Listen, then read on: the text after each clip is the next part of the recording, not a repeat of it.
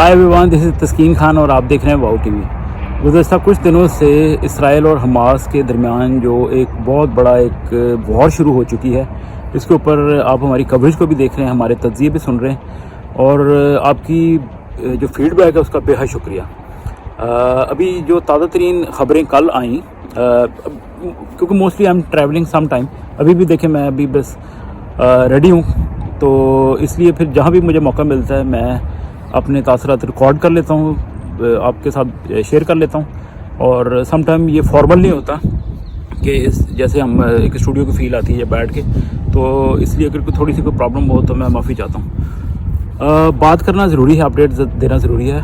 Hamas जो एक दहशतगर्द तंजीम है, दहशतगर्द इसलिए क्योंकि दुनिया के बहुत सारे ममालिक, ख़ासतौर पे यहाँ बरतानिया में, अमेरिका और यूरोपियन बेशतर ममालिक ने उसको दहशतगर्द तंजीम करार दिया हुआ है। तो लेकिन हैरत अंगेज़ तौर पे इस तंजीम के जो सिंपथाइज़र्स हैं वो ये जो इसराइल के ऊपर बहिमाना हमला हुआ है हमास का, इसको सेलिब्रेट कर रहे हैं। तो यानी कि दहशतगर्दी की जमात को आप सपोर्ट कर रहे हैं डायरेक्टली।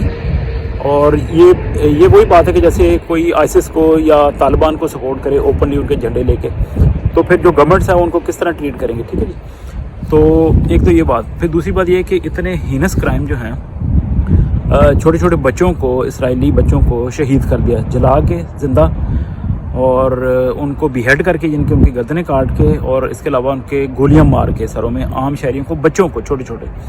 तो ये तो रूह काम जाती है। ये यानी कि आप देख लें कि ऐसे जो दहशतगर्द गिरोह हैं उनकी फ़िलासफ़ी ही यही है कि दहशत फैलाई जाए, खून फैलाया जाए। इसराइल ने हमेशा उनकी हिस्ट्री उठा के देख लें, कभी नहीं इनको छेड़ा।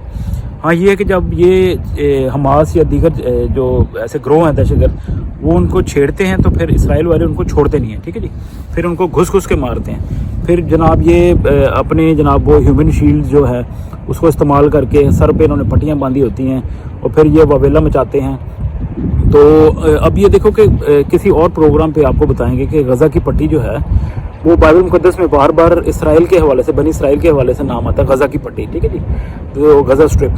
तो मगरबी किनारा क्या है, ये फ़लस्तीनी कौन थे, ये इन्होंने गवर्नमेंट कैसे बना ली या आजकल कैसे हैं, और इसराइल का जो हिस्टोरिक क्लेम था वो वापस आ गया 1948 में।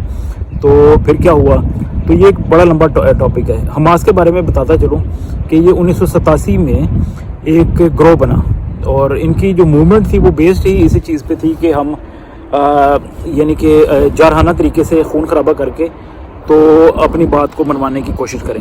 इससे पहले आपको पता है कि यासर अरफात की जो जमात थी, पैलेस्टीनियन लिबरेशन ऑर्गेनाइजेशन PLO, अब उसका नाम बदल के तो पैलेस्टीनियन अथॉरिटी रख दिया। तो जो फ़लस्तीनी इस वक्त इसराइल के दोनों साइड्स पे, मगरबी किनारा वेस्ट बैंक और नीचे गज़ा की पट्टी यानी कि गज़ा स्ट्रिप के ऊपर रहते हैं, ठीक है जी। इन बिटवीन जो है वो इसराइल का सारा एरिया।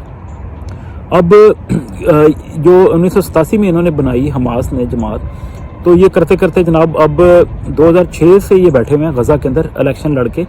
तो उसके बाद ना इलेक्शन, लोगों ने इनको वोट डाले, लेकिन ना इन्होंने उसके बाद कोई इलेक्शन हुआ है, ना कोई ऐसा चक्कर है। अब वो जो यासर अरफात की जमात थी उसके सदर बन गए महमूद अब्बास, यानी कि उनके जानशीन के तौर पे। वो मगरबी किनारे यानी वेस्ट बैंक में बैठे हुए हैं, जो यरूशलेम के करीब है।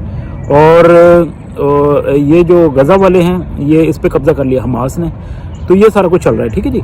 तो अब ये छोटा सा इलाका है 150 स्क्वायर माइल का, गज़ा की पट्टी, इसमें तकरीबन 23 लाख लोग जो हैं फ़लस्तीनी वो रहते हैं। ये दुनिया की गुंजान आबाद तरीन आबादियों में से एक एरिया कह सकते हैं। तो आप अमन से रहें, तरीके से रहें, इंसानों की तरह रहें, क्यों पंगे लेते हो, ठीक है ना। तो क्योंकि इसराइल इनके सारे इंतजाम देखता है, इनकी इलेक्ट्रिसिटी, पानी, बिजली, इवन इनकी तनख्वाहें भी जो हैं वो इसराइल यानी के इत्तलात के मुताबिक वो सारा सिस्टम जो है इसराइल चलाता है। और मुझे अच्छी तरह याद है कि 2000, आपको भी शायद याद होगा, 2005 में इसराइल ने ये एरिया खाली कर दिया था। वहाँ पे हालांकि जूइश सेटलर्स रहते थे। तो बहरहाल कहने का मकसद ये है कि सब मुख्तर कि आप पंगे ना लें।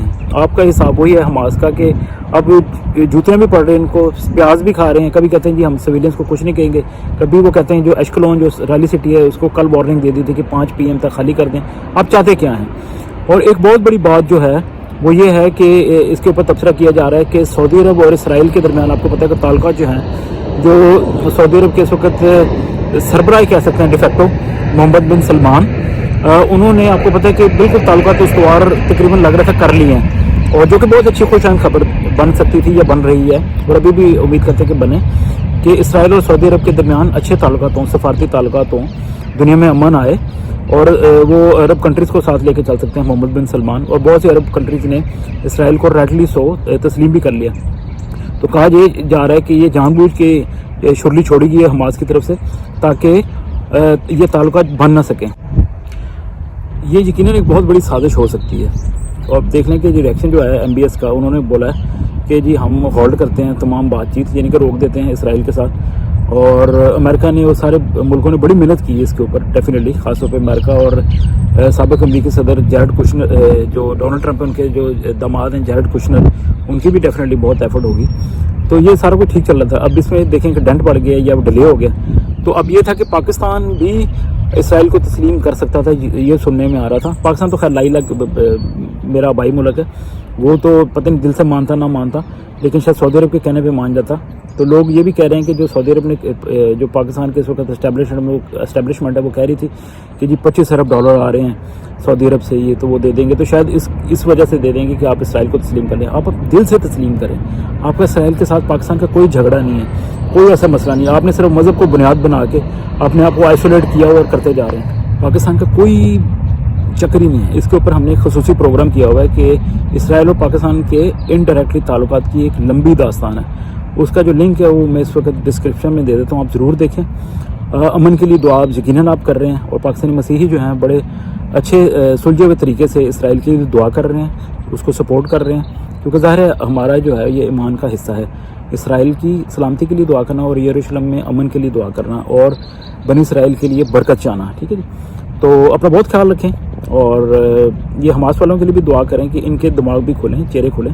موت کے سوداگر ہیں, خون کے پیاسے ہیں, تو خدا کرے ان کی آنکھیں کھلیں. ٹھیک ہے, اور یہ توبہ کی طرف آئیں اور ابدی نجات کی طرف آئیں. خدا کرے ایسا ہی ہو.